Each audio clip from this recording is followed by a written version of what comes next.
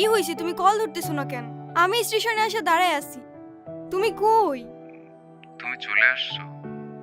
আসলে একটা প্রবলেম হয়ে গেছে, বুঝছো? প্রবলেম মানে? কি হয়েছে?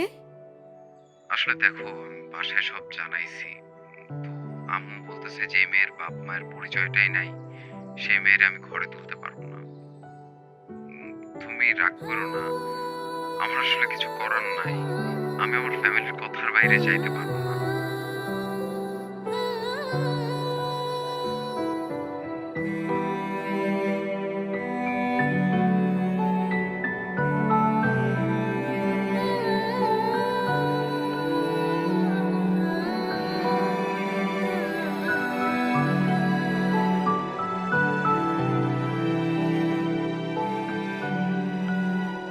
নেন।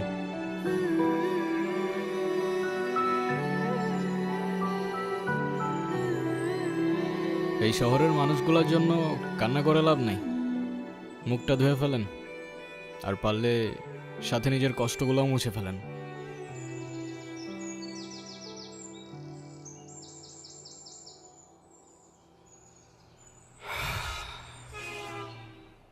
বলছিলাম না, আজকাল মানুষের 2 দিনে ভালোবাসা হয়, 3 দিনে পালাই গিয়ে 4 দিনে ডিভোর্স হয়ে যায়। আপনার তো তাও ভাগ্য ভালো, আগেই কাহিনী শেষ। আচ্ছা, আমার সাথে বারবার কেন এমন হয় বলতে পারেন? আচ্ছা কি হয়েছে বলেন তো?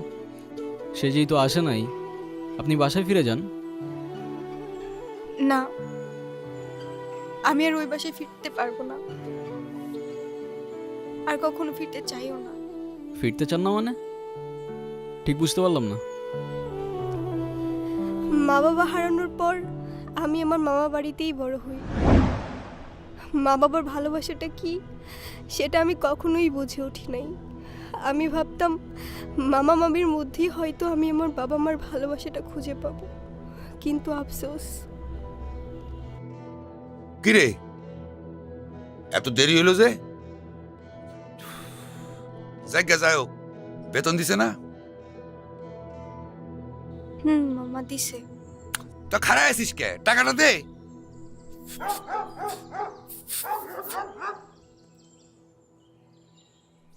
দেরি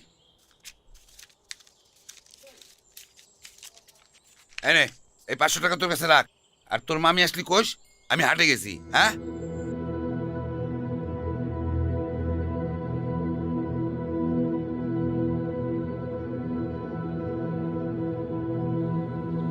মামার একটা বদ অভ্যাস, মামা জুয়ায় আসক্ত। 3 বেলা না খেয়ে থাকলেও তার জুয়া ছাড়া এক মুহূর্ত চলতো না। আর তার জুয়ার সঙ্গী ছিল জাহাঙ্গীর।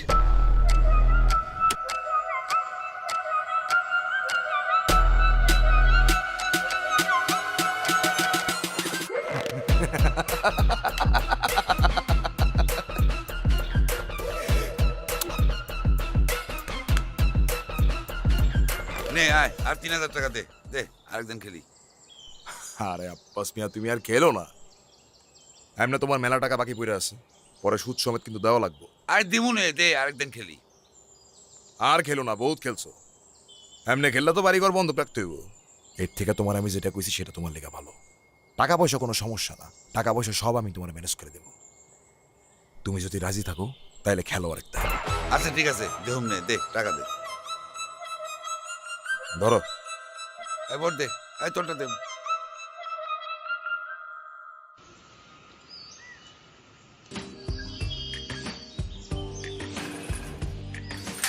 জাহাঙ্গীর নিজের স্বার্থ উদ্ধারের জন্য সব কিছু করতে পারে।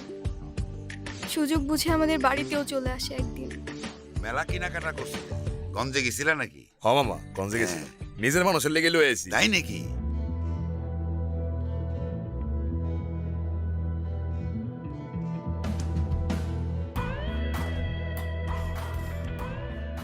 মামা, এই জিনিসটা আপনার জন্য। এইটাও আনছো নাকি? দাও দাও দাও। মামা, নুপুরের জন্য কিছু গঞ্জের থেকে কেনাকাটা করছিলাম, আমার একটু পরে দিতে পার না? তাই নাকি? রেখা, রেখা, এগুলো ওরে পড়ায় নিয়ে আসো। আজকে জাহাঙ্গীরের লগে ওর বিয়া দিমু। কি কন? মাইয়াডার তো কিছুই কর নাই। কেন ওরে কল লাগবো কেন? বেশি কথা বাড়ানো তো। যাও ওরে রেডি করে নিয়ে আসো, যাও। মানতে কষ্ট হলেও সেদিন বুঝতে পারছিলাম আমার মামার কাছে আমার দামটা জুয়ার আসরের থেকে খুব বেশি কিছু না।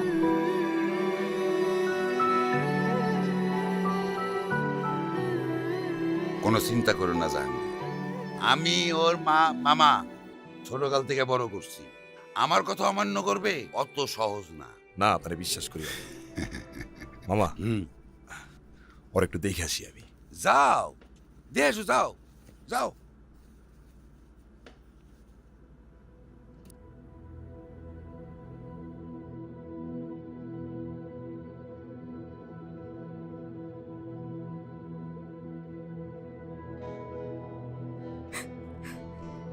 দেখি আমার হবু বউডারে কেমন লাগতেছে। কিন্তু কি যেন একটা কমতি কমতি মনে হইতেছে। কি কমতি মনে হইতেছে? তুমি তো বয়স আসতেছ, কিন্তু আমি তো শেরনি পরিনি। যাই শেরনিটা পইরাই আর পুরো বাড়ি সাজানোর ব্যবস্থা করতেছি আমি।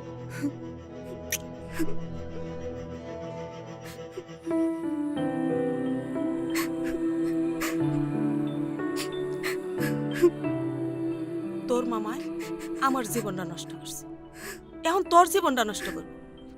বিয়া দিব মানলাম, তাই বইলে কি না এমন একটা পোলার সাথে শুনছি 7-8টা বউ আছে, সংসার করতে পারে নাই। এই কান্তাছস কেন?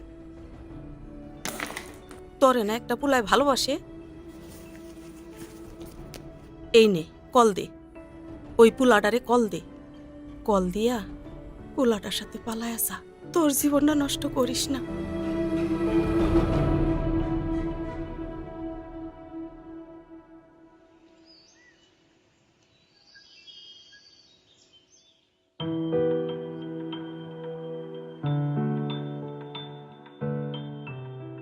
রনি আমাকে সব সময় বলতো ও নাকি আমাকে অনেক ভালোবাসে, আমার জন্য সব কিছু করতে পারবে।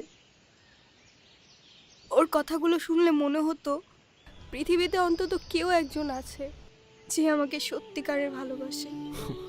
আর যখন কাঁধে দায়িত্বটা পড়লো, সেই ভালোবাসা জানালা দিয়ে পালায় গেল, তাই তো? আমি তোমাকে ভালোবাসি। শুধু এই 3টা শব্দ বলে দিলেই তো আর ভালোবাসা হয়ে যায় না। সারা জীবন পাশে থেকে দায়িত্বটা কাঁধে নিয়ে তারপর ভালোবাসাটা প্রমাণ করতে হয়। আমি এখন কই যাব, কি করব, কোনো কিছুই না বুঝে উঠতে পারছি না।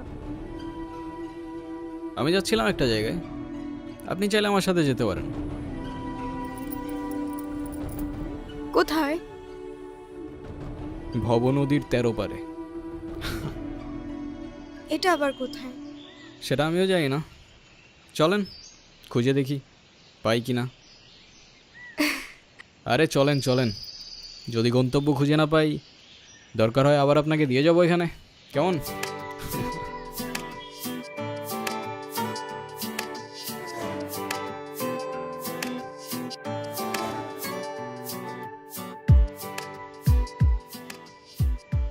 কি এখনো মন খারাপ? না, আচ্ছা কি গান শুনবা বলো? আমি তেমন একটা গান শুনি না। আচ্ছা তাহলে এটা শোনো, এইটা আমার একটা ফেভারিট ট্র্যাক।